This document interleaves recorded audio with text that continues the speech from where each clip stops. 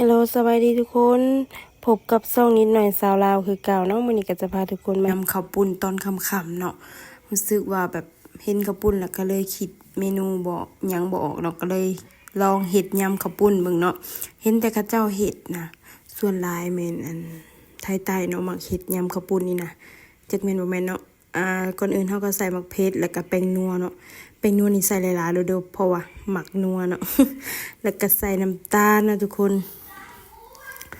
ใส่น้ำตาลลงไปเนาะหลังจากนั้นเฮาก็ใส่น้ำปลานะทุกคนน้ำปลานี่เฮาก็กะเอาเนาะบ่ได้มีสูตรมีสีหยังดอกเนาะเฮากะเอาทั้งเบิดเลยเนาะตามใจเฮาเองใส่น้ำปลาลงไป2บ่วงเบาๆเนาะแล้วก็ใส่ปลาแดกลงไปหลายๆบ่วงเนาะ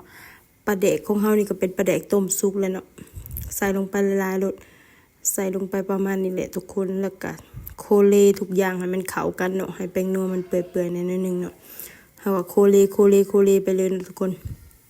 จนแป้งนัวน้ำตาลเฮามันเปื่อยเข้ากันพุ่นแหละนะทุกคนหลังจากนั้นเฮาก็เอาหมักเล่นที่เฮาเตรียมไว้นะเนาะลงไปเลยใส่ลงไปเลยเนาะหมักนาวน่ะบ่มีทุกคนมีแต่หมักเล่นกับมะกอกนี่แหละมะกอกก็เอาไว้ในตู้เย็นโดนไปแล้วมันก็ซ้ำไปเลยเนาะมันบ่อยากสมปานใดเนาะมีแต่ซ้ำนี่แหละใส่ตามมีในเฮือนเลยนะทุกคนเฮาบ่ได้ใส่หยังหลายเนาะใส่ตามที่เฮามีเลยหลังจากโคเลแล้วเฮาก็ซีมึงนะทุกคนว่ารสชาติมันจะเป็นประมาณใดเนาะหลังจากที่มันพอดีแล้วก็เอาข้าวปุ้นลงไปโคเลลงเข้ากันเนาะทุกคนโคเลให้มันเข้ากันเนาะนี่เลยหน้าตาสีสันก็จะเป็นประมาณนี้เนาะทุกคนเบิ่งสีสันน่ะคือแบบบ่อยากเผ็ดปานใดเนาะทุกคนนี่แล้วเฮาโคเลไปโดนเติบแล้วเฮาก็เอาผักเนาะผักที่เฮาเกี่ยวไว้จะมีหอมป้อมแล้วก็มีผักคะเนาะหรือว่าผักอหย่างวะผักคะหลังจากเฮาโคเลมาปานใดปานหนึ่งแล้วเฮาก็ซิมเบิ่งเนาะขออนุญาตใส่มือเด้ออันซิมนะเพราะว่าข่อยบ่ได้เอาไม้คลิปถูมาเนาะหลังจากซิมไปแล้วรู้สึกว่ามันจางเนาะทุกคนเนาะเฮาก็เลยเติมน้ำปลาลงไปเนาะเพราะว่าเฮาบ่อยากใส่ปลาแดกอีกแล้วเนาะเพราะเฮาใส่หลายเติบแล้วเฮาใส่น้ำปลาลงไปเลยเนาะทุกคนแล้วก็โคเลไปอีกเทื่อนึงเนาะทุกคนสีสันหน้าตาก็เป็นตาแซ่บอยู่ได้ทุกคนแต่ว่าเบิ่งในกล้องนี่อาจจะบ่เผ็ดเนาะทุกคนใส่น้ำปลาลงไป2บ่วงแล้วเฮาก็ถอกลงมาเลยเนาะทุกคนกะว่าพอดีแล้วนะทุกคนหน้าตาก็เป็นประมาณนี้เป็นตาแซ่บอยู่เด้อทุกคนแล้วก็จากถุงยางอีหยังเนาะมาแต่ใส่ก็มีหมักถั่วพูนะทุกคนที่เฮาล้างเกรียมไว้นั่นแล้วเฮาเกรียมมากินเลยนะทุกคนมาตัดภาพมาที่ตอนกินเนาะมี3คนเนาะแต่อีมี4คนนะผู้หนึงเลยลาออกไปแล้วเนาะก็ยังเหลือแต่3คนกินนะทุกคนเผ็ดแท้เผ็ดว่าเห็นว่าหน้าตาแบบนี้ก็เผ็ดเอาแท้ว่าเด้อทุกคนนี่เฮาก็จะมากินมาเด้อทุกคนเด้อผู้ใดที่เห็นแล้วน้ำลายแตกก็ขออภัยนำเด้อทุกคนเด้อตอนนี้ค่ะเผ็ดเนาะทุกคนกินแล้วค่ะเผ็ดแห้งเนาะขาวซื่อๆแต่ว่าเผ็ดเนาะทุกคนขออภัยเด้อแบบพากย์เสียงก็แบบมันมีเสียงวุ่นๆแน่เนาะเพราะว่าอยู่ในเฮือนน่ะมันมีหลายคนเนาะทุกคนจะมีเด็กน้อยมีลูกหลานในเฮือนนี่แหละก็จะมีเสียงเด็กน้อยแน่เนาะทุกคนแต่ว่าขออภัยนำเด้อได้ยินเสียงเด็กน้อยหายพร้อม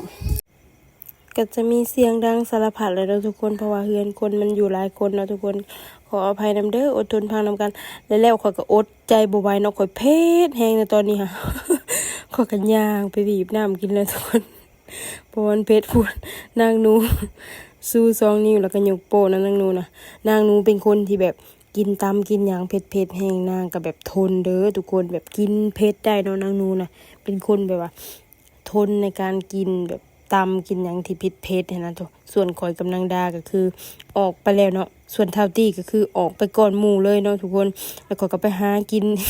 ไปหาจับกินขนมไปจับกินอันหมักไม้เนาะทุกคนเพราะว่าข่อยน่ะเผ็ดแห้งตอนนั้นข่อยอดบ่ไหวแล้วก็คงกระพันเหมือนเดิมเนาะทุกคนยังนางหนูเนาะนางหนูนี่แบบ